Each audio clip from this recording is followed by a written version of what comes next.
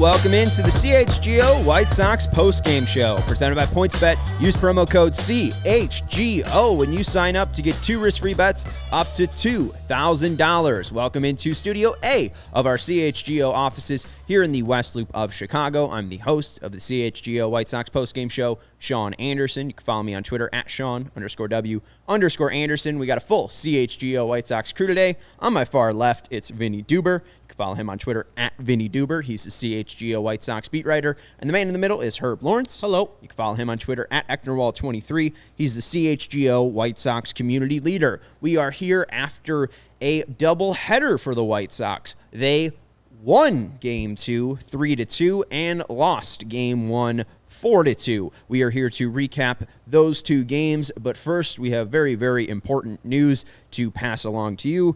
Tim Anderson will be out for the next 6 weeks after tearing his sagittal band in his left hand. So if you're looking at your left hand right now, look at the back of it. Friends, you can look at your middle finger and basically where that right below your bottom knuckle is. That's the sagittal band right there. That muscle right there is what TA tore. And he's going to be going under. He's what? Do you even need your sagittal band? That's ridiculous. Apparently to swing. I mean, some toughness, TA. Hey, wow. people are talking about toughness after Luis kidding. Robert sat in Game 2 and Andrew Vaughn sat in Game 2. But, 6 weeks. Oz is saying, damn it. 6 weeks for TA being out. He's going to go have surgery at Rush Medical. So let's talk about TA being out for 6 weeks. We talked a little bit about it in the pregame, but we saw the effects today. And Leury Garcia also not looking super hot in Game 2 at shortstop, seemingly hurting himself on some swings. So the White Sox are banged up right now, Herb. Yeah, and I wonder. I saw the play on Saturday that kind of exasperated the injury, where he kind of was swinging and kind of checked his own swing, and it looked like he was grabbing his hand from then. And he played a whole game he sat on Sunday, so maybe that was the impetus to taking the suspension, because he knew that he could not play anymore. It's bad. TA, when he's right, is a guy who carries the offense to better things. When he's off, like he's been for like the last month and a half, the White Sox have been winning more games because I think his presence is necessary in the lineup. He's a much better player than Leury Garcia, that goes without saying, even when he's struggling. So him missing this much time in a crucial part of the schedule, not ideal, but we saw what we got from Lenyn Sosa today on a hanging slider. If he can provide some of that power at the shortstop position, if Tony allows him to be the shortstop more likely than not than Leury, because Leury looked pretty bad today and he had an injury, I think we'll tread water. I don't know if A.J. Pollock is the leadoff hitter, because firstly, he's not a everyday guy, and secondly, struggled mightily today. So we'll have to suss out who's going to be the actual leadoff hitter. If I had my druthers, a good Yohan Moncada, who hit a home run today, would be my leadoff hitter, because I know he's going to be playing mostly every day for this team. But TA being gone is going to be a big-time blow for the White Sox. Yeah, I mean, TA not being there, we always talk about him being that consistent person at the top of the lineup, but also him in the clubhouse. I thought you talked about it well on the pregame, but bringing it to the postgame here. I mean, what is the clubhouse losing, Vinny?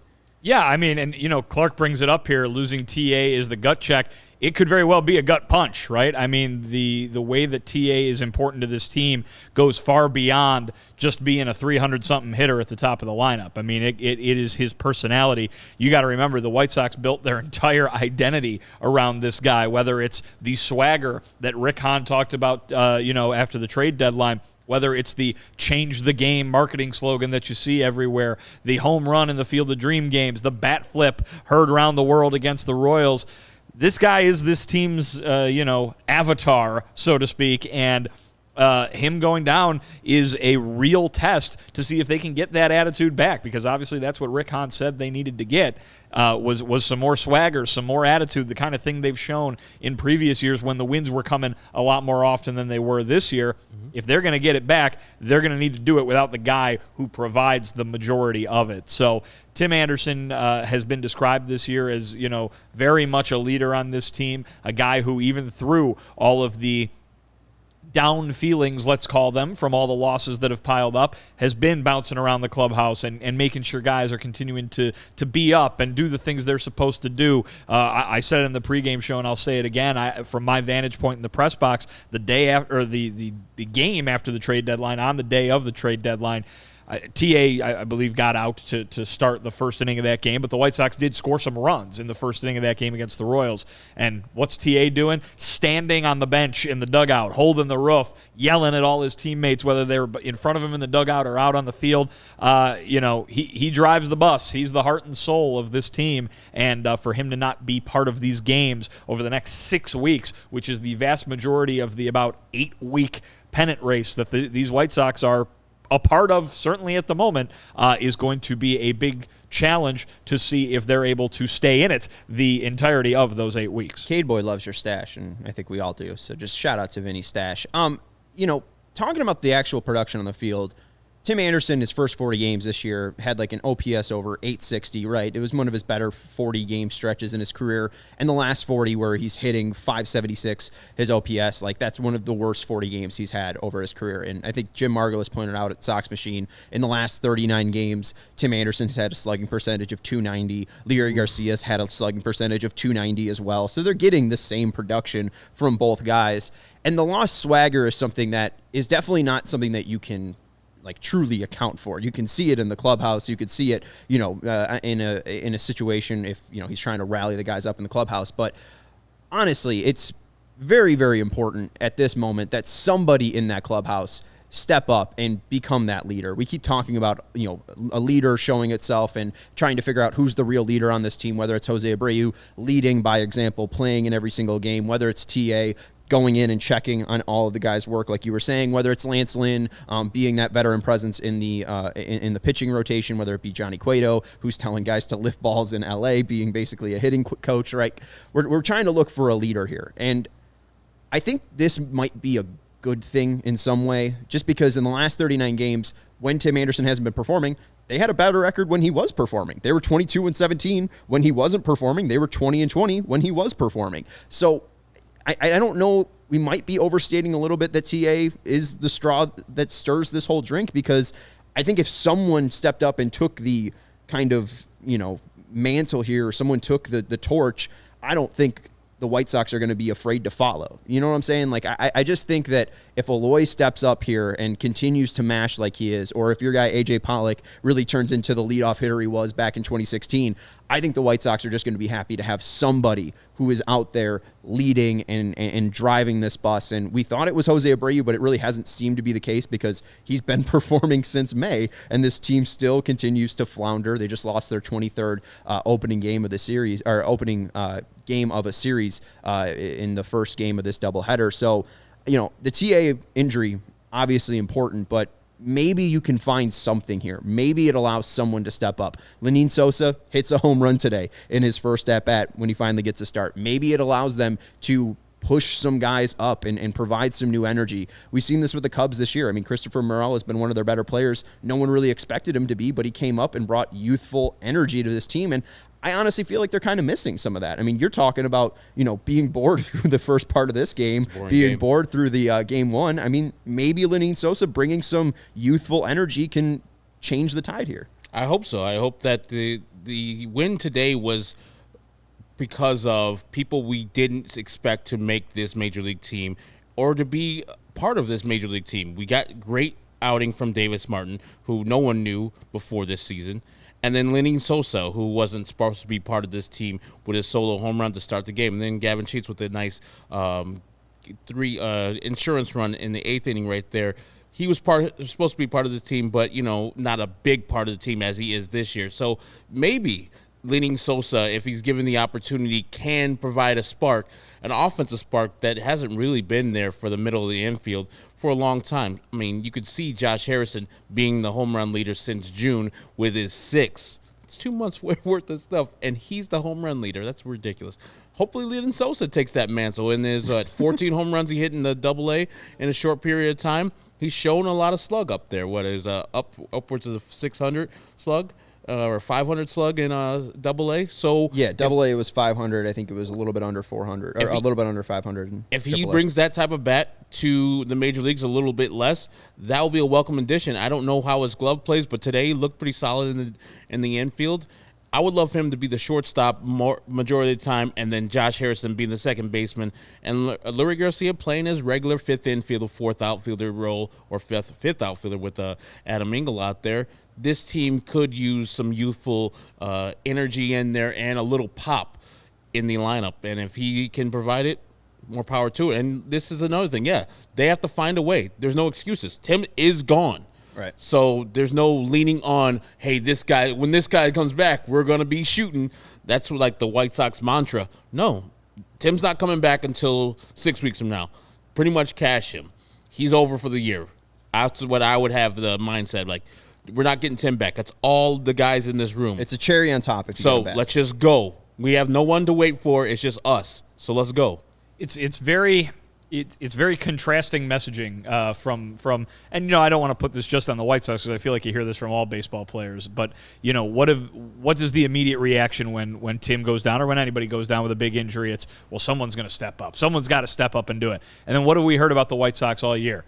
They're pressing, trying to do too much. They're swinging all these balls out of the strike zone because they're trying to do so much. They're trying to hit a 5-run homer with every swing. It's not working. So where is the balance there? Where is the balance between – and again, it doesn't need to be the guy who's coming up and taking the roster spot like Sosa, the guy who's coming up and going to play in Tim Anderson's position. It doesn't have to be that guy. It could be, like you mentioned, Aloy hitting more to make up for the lost production that you're losing from TA, or Robert, or, Abreu, who's obviously been otherworldly for the majority of the season, but Moncada stepping up would do some of that. But, aren't these guys already? Haven't we heard all year long that already these guys are trying to do way more than they can do? I mean, again, that's different too. It's a mindset at the plate and your approach versus guys rallying together, maybe a little intangibles there a little bit. But Sean, all the stuff that you brought up there about somebody needing to take over from Tim, you're talking about 5 different roles that the guy plays on the team. You know what I mean? Like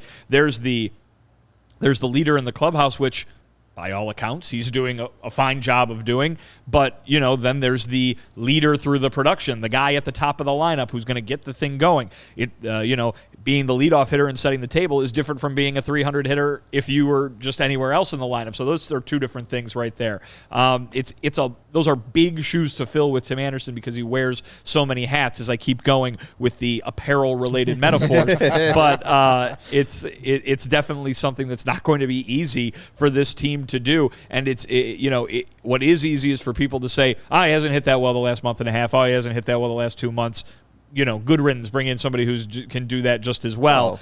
I mean, this is Tim Anderson. This is not just some schmo who started the year, hot and now has cooled off. This is a guy who you build your team around in a way. Well, and that's the thing. Like I got a Yankee fan in my DM saying like, "Oh, Matt Carpenter just broke his foot. I'm inconsolable." Like, "Oh, I'm so sorry that Matt Carpenter, who joined your team on May 26th, is going to be out. Like, I'm sorry you just lost franchise cornerstone Matt Carpenter in the middle of your season, where when you joined the team you had 33 wins, where it seems like the White Sox have struggled to even get 33 wins this year at the point of August 9th. I think Lenyn Sosa is just the guy that should step up, or makes the most sense to step up, because pressing, I think the ability to press means that you have been there and have succeeded before. You have gone through the trial and tribulations of knowing what it's like to be at the major league, succeed, fail, and then have to learn how to re-succeed before. We see Gavin Sheets learning how to do that right now, going through the trials and tribulations. We also saw Gavin Sheets just come up and obliterate the ball when he came up last year, just because he kind of had that dumb 22-year-old brain. I'm using 22 because that's how old Lenyn Sosa is, but he had that young 22-year-old mind where it's like, I got nothing to lose here. And who leads the team in hard hit balls in this game? Lenyn Sosa, who has 3 hard hit balls. Like, what do the White Sox need to do more? They need to hit the ball hard. And what did he do in his first at bat? He hit the hell out of that ball, parked it into the Kauffman Stadium fountains. First off, what a cool way to have a first career home run, hitting it into the fountains. I think the only way to top that is to hit it into the pool in Arizona. So shout out the to river in Pittsburgh, the Cove in San Francisco. That's true. Those are naturally occurring bodies of water. That is true. Not man-made like the hot tub out in Arizona. But yeah, I think that this is the perfect guy to step up. Like, it's shortstop. It's a key position. This is the position he's been playing all year down in Triple and Double A. And yes, he wasn't a top made prospect coming into the season. I think he was outside the top 20 for most prospect rankings this year, and has moved his way up after a great start in Double-A. And yeah, he might not work, but Leury Garcia since 2019 has an OPS of 666. Like, Leury Garcia also really hasn't worked since 2019. So I'm fine giving Lenyn Sosa a shot, and if he fails, he fails. How about that? So since 2019, right. Leury's OPS is 666. That's We saw on Twitter from the Great Sox Nerd that Lenyn Sosa was the 666th White Sox player to ever hit a home run for the White Sox. So rock and roll, everybody. There it is right there. Our Dark Lord is ruling over our White Sox. That's why we got the record we got. If you play back Jason Benetti's home run call of Lenyn Sosa's home run, there is a devil-worshipping message in there. Yeah, man. I don't know. It could be fun. It could be, exciting to have new youth on this team. And it sucks not having Tim Anderson here, obviously. Like you were talking about, Leury Garcia, I know he's a punching bag for us White Sox fans, but he's got a limiting factor. It's because White Sox managers fall in love with the guy and the player, the versatility, and they think that is valuable, and it is, but we see the production, it's not there. And today, we saw in the first inning, or the first time he came up to bat, something obviously went wrong with his lower body. I don't know where, his knee, his foot, something. But they allowed him just to be hurt the rest of the game. And he looked horrible. Struck out 3 straight times, did not look good, and then gave the ball a ride in his last at-bat. But ultimately, we know what we're going to get from Leury Garcia. It's not going to be anything earth-shattering. We don't know what we're going to get from Lenyn Sosa. Might as well try it out. I know for the most part, we're probably going to get the same, if not better, from Lenyn Sosa as far as stats than we get from Leury Garcia. So might as well try that out with a little bit more of a power bet. Well, it sounds like you're going to see him tomorrow. Daryl Van Schouwen reporting from Kansas City that he's going to play tomorrow, and he might play on Thursday as well. So there you go. There we go. All the time. Let's go. So all you people bad-mouthing Tony, all right? And, Chi-Town fanboy saying Leury must be hurt. TLR said Sosa will play tomorrow, maybe Thursday too. So maybe that is just stemming from Leury being hurt. Maybe they saw enough today. It could be a mixture of both. And Kai saying get off your phone. He's doing important reporting. How am I going to figure out what Daryl's tweeting if I'm not on my phone? Come on now. Come on, Kai. Come on, Kai. Remember, come on, Daniel. Daniel Polka, don't be bringing up names like that.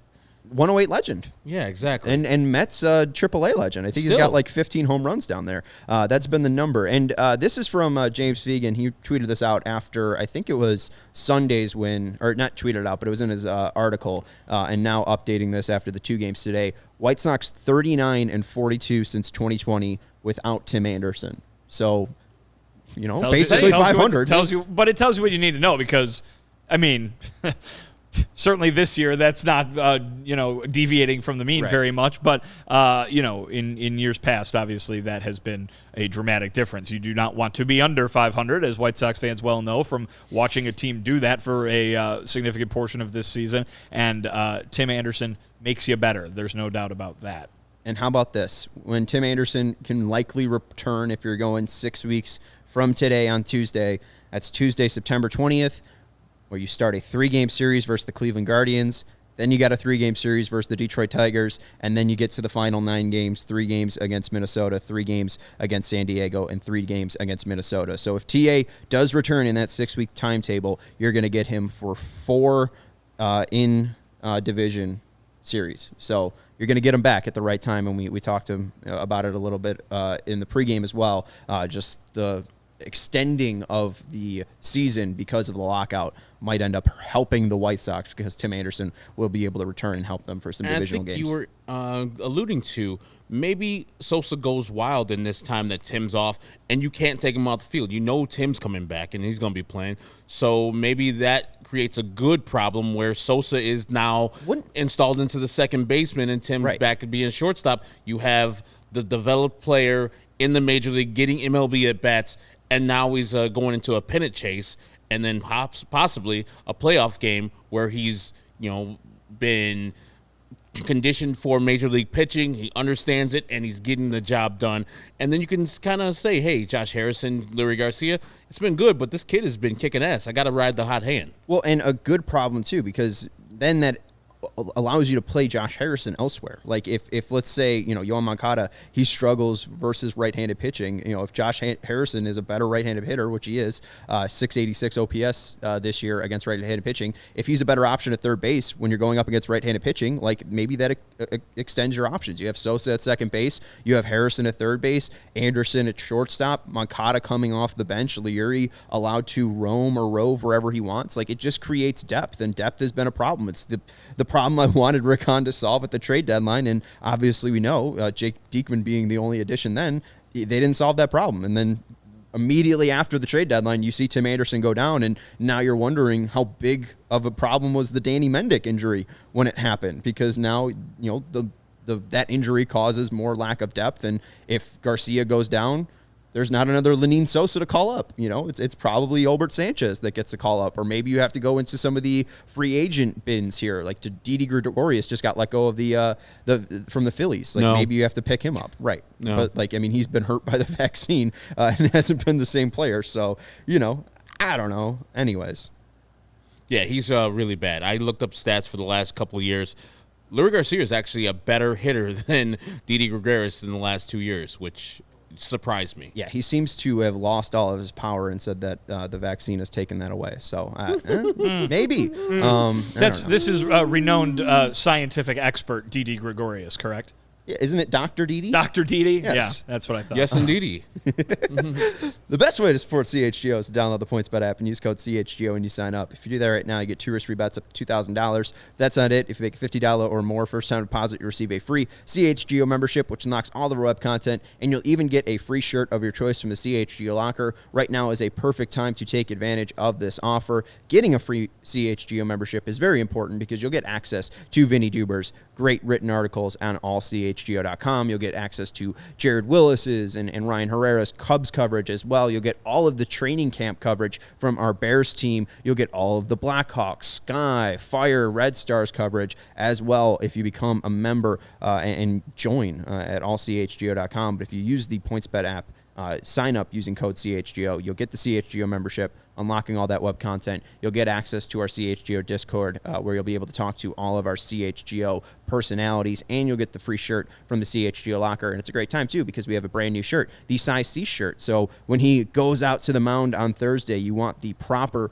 merch to rep your ace. So take advantage of this fantastic offer. You get $2,000 in free bets, a free CHGO membership, and a free t-shirt from the CHGO locker, all for making more than a $50 first-time deposit at PointsBet using the code CHGO. If you have any questions, you can email PointsBet at allchgo.com, and we'll help you out. And you should download the PointsBet app right now. Use promo code CHGO. And what are you waiting for? It's time to elevate your live betting game. Once the game starts, don't just bet. Live your bet life at PointsBet. If you or someone you know has a gambling problem and wants help, call 1-800-GAMBLER for crisis counseling and referral services. And our next partner, the best coverage in Chicago sports fans, your home for the best Chicago sports coverage, is partnering with a leader in the sports merchandise and collectibles world. CHGO has teamed up with FOCO to secure your access to the best collectibles and gear around. Whether it's Bears, Cubs, White Sox, Blackhawks, Bulls, FOCO has something for you, your kid, a friend, or a loved one. If you're looking for some new gear, collectibles, or accessories, FOCO has officially licensed gear for men, women, and kids with everything from bobbleheads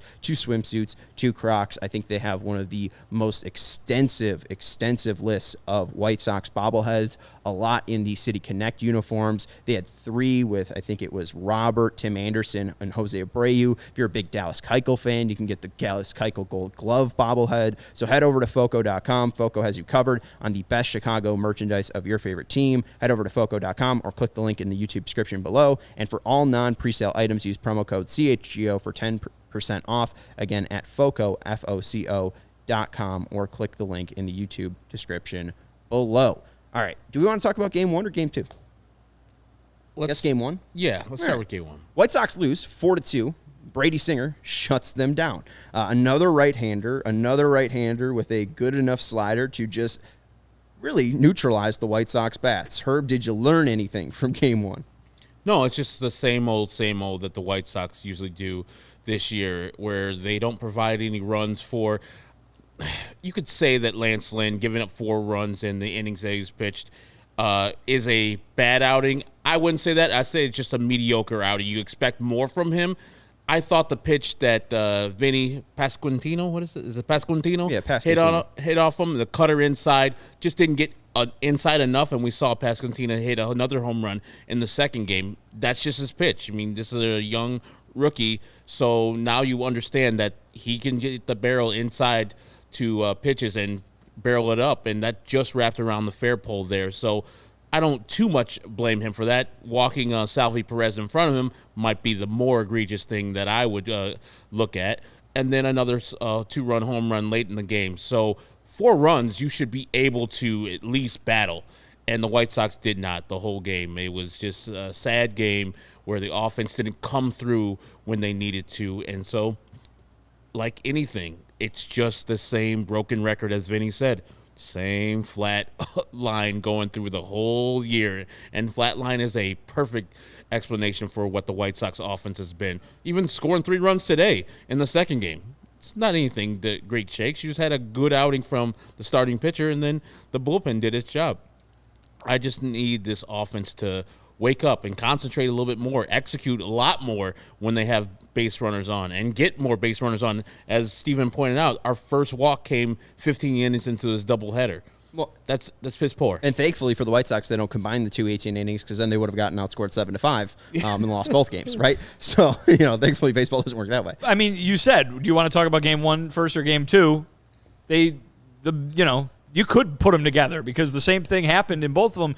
Here's the thing. They're at a point now, and Herb, you just talked about it, where in the vast majority of their games, they need the starting pitcher to only give up 1 run or 2 runs if they're going to win. I mean, that's silly. I mean, It's silly because here's the thing. They have the pitchers that can do that. Absolutely, they have starting pitchers that can do that. Dylan Cease has been doing it for 2 months, for a whole season, basically. Michael Kopech has done it plenty of times this year. We know Lucas Giolito and Lance Lynn are capable of doing it when they're right. And Johnny Cueto has made a habit of doing that kind of thing too. But guess what? You're not going to do that 162 games, and you're definitely not going to do it enough times to win the number of games that we thought that they were going to win. The point of the season right now is that the offense hasn't performed. Guess what happened today? The offense didn't perform. They scored 5 runs. 3 of them were on solo home runs, which has been a rarity this year. That's kind of interesting that happened, I suppose. But and then Gavin Sheets was clutch. I mean, you could look at game 2 as hey, they were able to do it. They got the timely hit that they needed from Gavin Sheets, so that even when Liam Hendricks went out there and struggled with the wild pitches, they were able to win the game. It's any team is going to, no matter how good your offense is going to need to win a game like they did in game 2. But this offense has been that offense all year long, and 5 runs in 18 innings worth of baseball against the Kansas City Royals is not what we expected from this team. This team should be way, way better than that, and they aren't. For the majority of the season, they have not been better than that, and this has been the tale now for 4.5 months, and it shows no sign, because we're still talking about it here on August whatever today is, that it's not getting the job done, this lineup. Right, and you talk about it too. I mean, you mentioned, I think when I first walked in, like Lance Lynn going 6 innings and giving up 4 earned runs is basically an American League start, right? You look at the White Sox starting pitching since July 22nd. I think this was flashed up in either game 1 or game 2 of the NBC Sports Chicago broadcast. The White Sox had the 3rd best ERA for their starters since July 22nd at like 2.75. I'm checking it right now on Fangraphs. It says since the 22nd, they have the 6th best ERA at 3.25. The starters do. So still the 6th best ERA in baseball, and they're still basically a 500 team, and it all comes back to the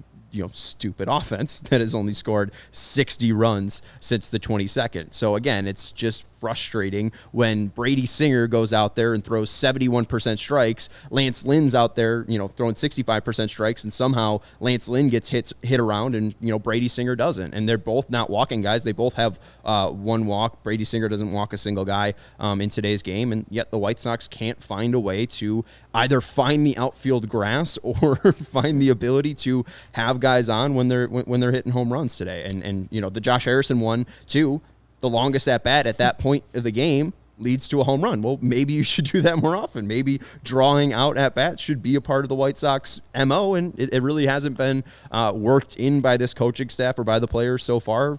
through August. We saw it early in the game. The first two batters swung at the first pitches they saw. I know that Luis Robert is a guy who's going to swing first pitch most of the time. And then A.J. Pollock, who led off the game, it was a rocket, and he just got caught in right field. So I didn't have too much of a problem with that, but it seemed like Brady Singer was just cruising through. He was just like, okay, you guys are not going to be patient today. And when they were, you saw Josh Harrison saw more pitches that made him more dangerous. And that's why you get the ball over the fence. And so the White Sox need to do something different than they are doing now. We were talking in the pregame. I don't know if they practice too much, practice too little. Do the opposite of what you do. I mean, the road is usually much better. Do the opposite of what you do at home on the road, and do the opposite of what you do right now for practice. Just don't do anything. Like, come in at 5 o'clock. I know they usually come in like 3 or 4, right? Vinny, before a 7 o'clock game. Like the players or me? The players. The players are there well before I am. Yeah. And so I think it's way too much time at the ballpark anyways. Relax. Come in at 5. You want them to have the Odrisamer Despaigne schedule. Yeah, just, hey, chill out. I mean, I don't want them to perform like Odrisamer Despaigne. Can you whiteboard the Odrisamer Despaigne? So typically before a game, the starting pitcher will go out and throw a good number of warm-up pitches in the bullpen.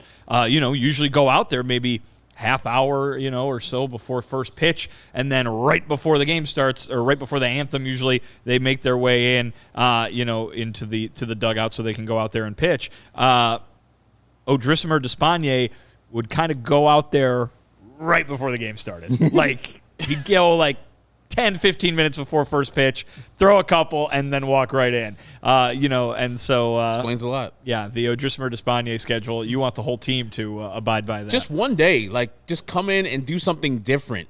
Make it a change. Guys, we're pressing too much. Batting practice, the batting cages are closed. If you need to get your own shit, do it some other time. But you get here at 5 o'clock, couple hours for the game, get your stretching in, all that stuff, but we're not hitting. So the guys who are having trouble either hearing, understanding, implementing whatever the hitting coach is saying to them. Yes. So they're not doing a very good job of practicing. No. The solution is just don't practice at all. Stop practicing. Stop practicing. Because whatever you're doing right now, it's not working. At this point, they've played 110 games. Do something else. Whatever they're doing, they're doing it wrong. Frank needs to just do a different style and do a different method. Come in, just picking names out of hats. I don't know. Different things than they're doing, because his offense, while they get hits, they don't get hits when runners are in scoring position. They don't get a lot of runs. As Sean said, since July 27th, they've got 60 runs? Since July 22nd, 65 runs in 17 games, which is a 3.8 average. So their starters are giving up about 3.25 per start. So they're winning. So on average, they're winning, is what you're saying. Well, they're winning by a half a run every game. The relievers come in, and that's the issue. Kendall Graveman had the Colorado debacle, which was not fun. Our guy Jarrett saying, just say it, Vinny, the offense is a complete shit show. Well, I'll say it for Vinny, because they just faced Brady Singer and couldn't figure out Brady Singer. Brady Singer threw 71% strikes, and they couldn't hit him for shit today. Let's look at the pitch mix for Brady Singer and Lance Lynn. And then we'll stop talking about game 1 and then move on to game 2. And then where they also didn't score very many runs. Game 3. But it was better, I think. We'll start with Brady Singer's pitch mix. He threw 60 sinkers today. The White Sox put 15 of them in play. They also fouled off 12. But the big thing, 14 called strikes and 2 whiffs. Some of those to send down White Sox hitters, mainly Gavin Sheets. He got dealt with a real bad shadow and a sinker that looked like a ball, and then right when it hit the shadow, broke right over the heart of the plate. Not a great day for White Sox hitters facing Brady Singer.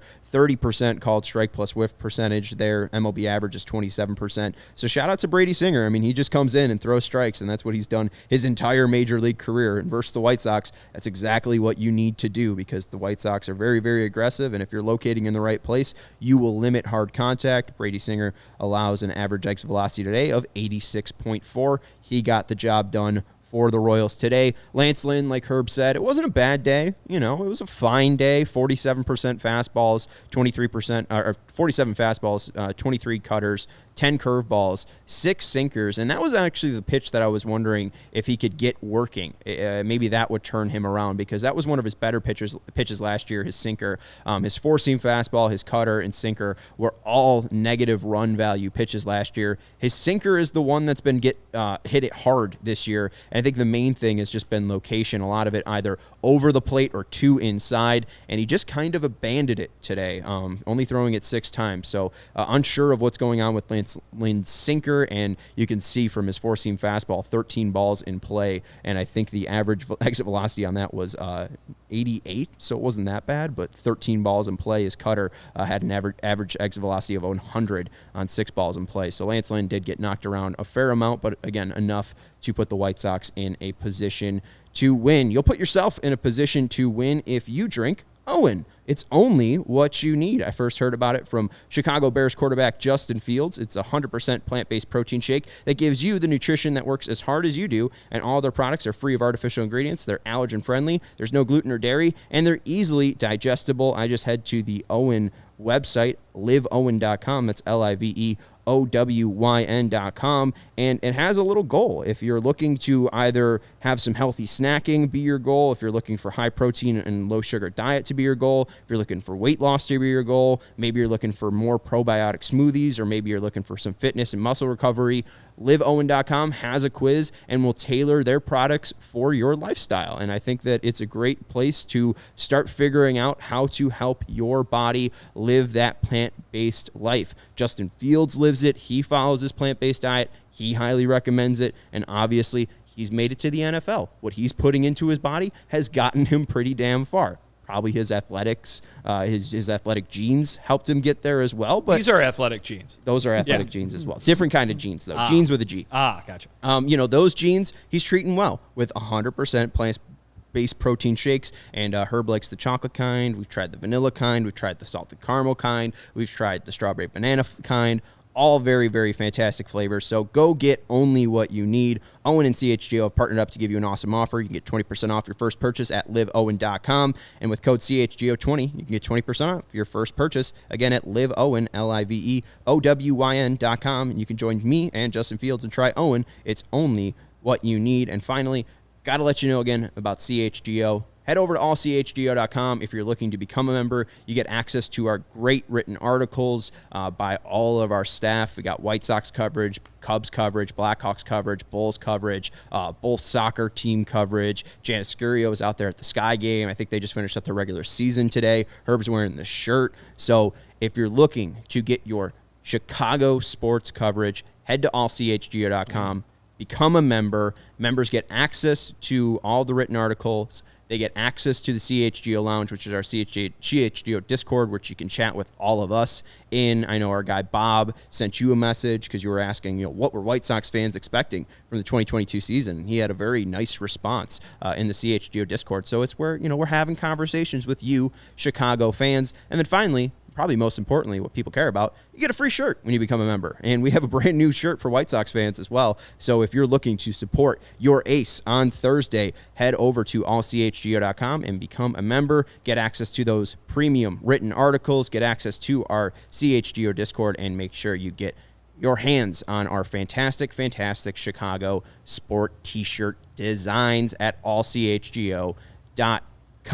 Joe R points out the Orioles would be in first place in the Central. And this is a real ugly division. The Twins are currently losing out in LA 4-1 in the bottom of the third, which means with the Guardians win, and if the Twins continue to lose, we will have a tie at the first place. White Sox will be 2 games out. What are we making of the AL Central here? White Sox would be a game and a half out. Is it a game and a half? Yeah, they're 2 games out currently. Okay, so 2 games out right now. They would be a game and a half out of first place with a Twins loss.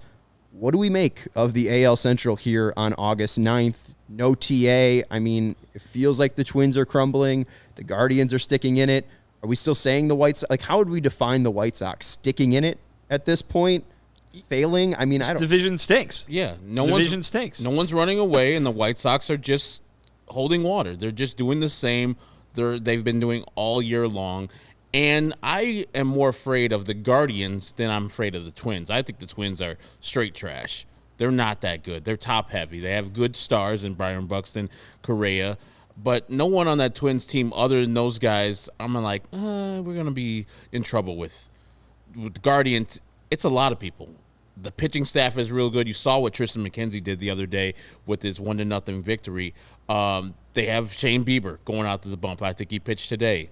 They have Jose Ramirez, of course. Josh Naylor, guy who had, 8 RBI versus the White Sox in like 3 innings. They have a bunch of people that I'm like, okay, Emmanuel Clase. Mm-hmm. And it looks like James Karinchak, that fucking guy, is back to being good again without the sticky stuff. So they are the scary team. But the White Sox, when they put it all together, if that ever happens, this might be like somebody mentioned, it's the Adam Dunn year when he first came to the White Sox, where everybody's like, okay, he's a 40 home run hitter every year. He's going to hit 40 home runs. And at the end of the year, he had 11. Maybe that's what the White Sox are going to be, but I cannot believe that this team is going to be a 56-54 team, around 500 the whole time. Maybe they're not going to go ass-kickingly great and get 90 wins, but at the end of the year, I think 86, 87 wins should be where the White Sox should be at, and I think the Guardians will be right behind them, and the Twins will fail and flail off. A lot of comments here today, and of course throughout the season, because that's the kind of season it's been. Time to accept it. The White Sox are mediocre. The White Sox have shown us who they are over the course of the season. You might not be wrong, and they might still win the division. That's honestly the position that this division is in right now. The Central has 3 really underwhelming teams in it, and none of them have to be all that good to be better than the other 2. That's really all it comes down to. It is a group of 3 teams that refuse to have one of them break away from each other, and this mediocrity of the 3 of them might just roll right on for another 2 months, and we can get to the last week of the season, and it's just who has the most wins out of these 3 middling teams. It really could come down to that, because you can say as much truth about the disappointment that the White Sox have been this year, and they might wake up tomorrow a game and a half out of first place. And the Guardians, without Tim Anderson, just losing Tim Anderson for 6 weeks. Last 6 games are all at home, all versus the Kansas City Royals. It's the quirk in the schedule where you had to take the games that were canceled at the beginning of the year because of lockout and put them at the end of the schedule. They're all at home versus the Royals. 6 games in a row. It's amazing. That's fucked up. Yeah. So they get to eat versus the Kansas City Royals, the team that you just saw today. No great shakes, no great pitchers out there for the Kansas City Royals. And the Cleveland Guardians get to eat. So that's why the White Sox got to do work before that, because they're facing the Minnesota Twins, the San Diego Padres, who are going to be trying to get into a playoff spot, and then the Minnesota Twins again. Do you guys know when you're on ESPN and you're looking at the schedule and it says like tickets as low as $8 or whatever on StubHub? It's never real. I don't really use ESPN.com very much, but yeah. I don't blame you. I use all CHGO.com. Very smart. We don't have a schedule, I don't think. But for those 6 games in Cleveland, I'm surprised to see the lowest ticket for any of the Cleveland Kansas City games is on the Sunday, October 2nd for $32. The cheapest ticket to go see the Royals and Guardians is $32. G-Men and Royals. By the way, there are some tremendous comments here during the chat about what the AL Central is. I enjoy Clark's reference to The Lion King 2, Simba's Pride, I believe was the name of the movie. And then I'm also a big fan of calling the AL Central Van Halen with Gary Cherone. Okay. That's about right. If you would have asked me, I would have said, "Oh, the AL Central is Van Hagar," but this is even worse. I think there was one up there too, Steven, if you want to scroll up. AL Central is basically Omar Epps in Major League 2 as well. So keep it coming with the AL Central jokes. If you said 30 wins, or you said 86 wins, right? They're currently at 56. They've played 110 games, right? So they need to go 30-22 for the last 52 games. That means to they finish basically with 86 need to wins. I don't see that happening. Well, I mean, yes. The 8 games above 500. That means they need to win every series from here on out, basically, right? Which they've won or tied each series since the second half has started, right? Yeah. Yeah. So, yeah, they have the ability. Oh, Sean's very disappointed about that fact. It's very, very unrealistic to go 8 games over 500. Like, saying that, it like breaks my brain because this team doing that would be hard as hell. They would just have to win and score more runs. Let's just take it series by series then, because I am being pessimistic. I'm being bitter. Looking at the last 2 games of the series, you got Cueto and Bubic and Cease versus Greinke. They should be wins. And I just have a feeling tomorrow, it's probably going to be tomorrow because they're facing a left-hander, I'm going to be sitting here disappointed after a White Sox loss. Can I pause on something? Vinny, Snake Eyes says AL Central is Star Wars 7, 8, and 9. Can you whiteboard that for me? So those are the newest ones. Okay. The newest ones, which many Star Wars fans did not like. Okay. I really liked 7 and 8.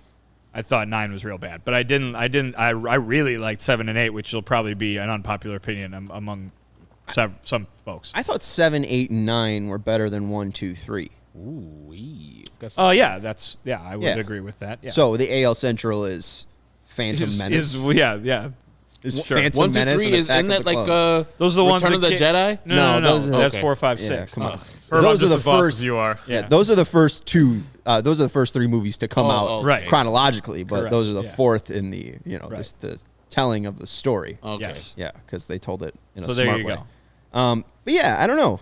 Cueto versus Bubic tomorrow. I mean, Cueto consistently gives you 6 innings of 3 earned runs. Can you beat a left-hander? And you see them going up against our guy Raggins on Thursday, and they couldn't beat him. I mean, do we have enough confidence in this team going in tomorrow against a left-hander, especially seeing what they just did today? I think you asked, like, can the White Sox win 4 games in Kansas City? It's like, no, they can't win it. It's like, I can barely think if they can win 3 out of 4. They'll probably split this series like they split the doubleheader today.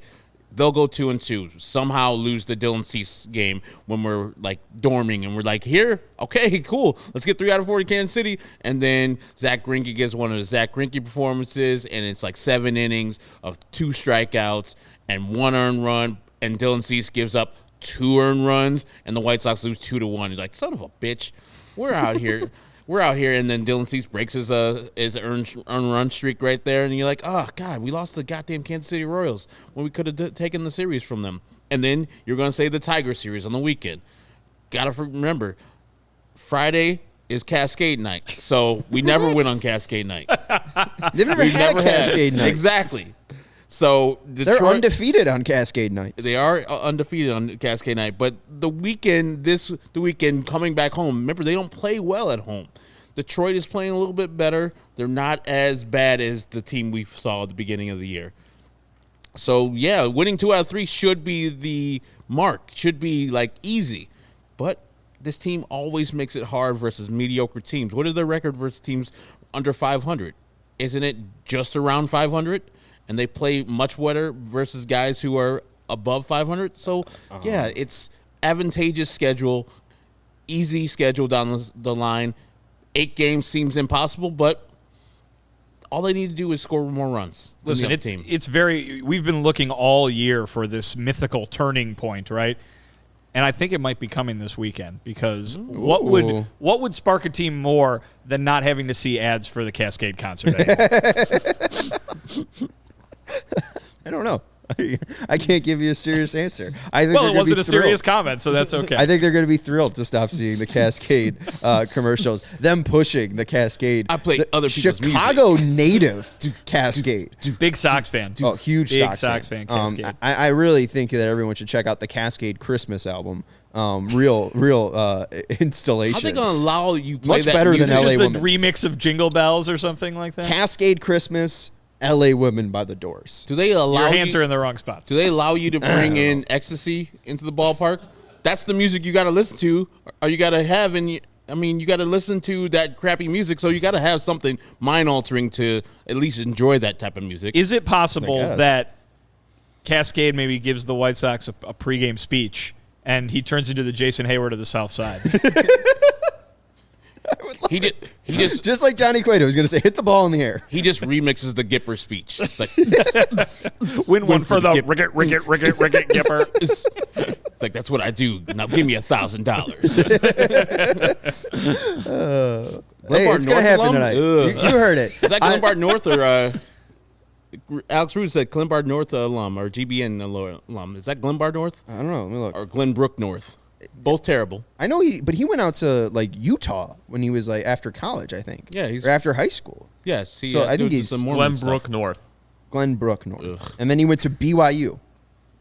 Like all good Chicagoans, like Jim McMahon and others. Well, future Chicagoan Jim McMahon, yeah. Yeah.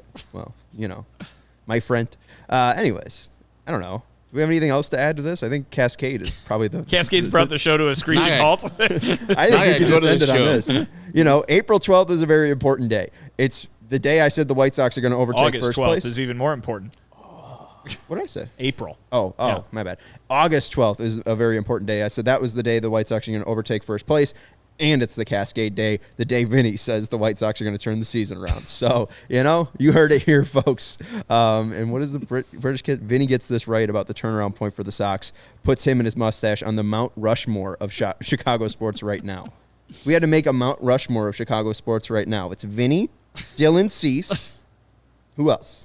Of mustaches? No, just of Chicago Just sports. in general. It just happened. It just has. I mean, Candace Parker, of course. okay, Candace Parker. And Cascade. And Cascade. Yeah. There you go. That's the Mount Rushmore of Chicago sports. And Cascade is going to bring joy to all White Sox fans by turning around their season after his post-game concert or whatever the fuck he's doing on the 12th. Imagine naming yourself after some dishwashing soap.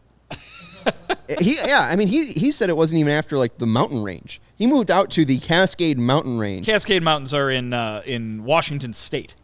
Yeah. But doesn't extend. Isn't that the whole thing about mountain ranges? They're kind of long. Well, no, you're describing the Rocky Mountains. Yeah. They go through Utah there.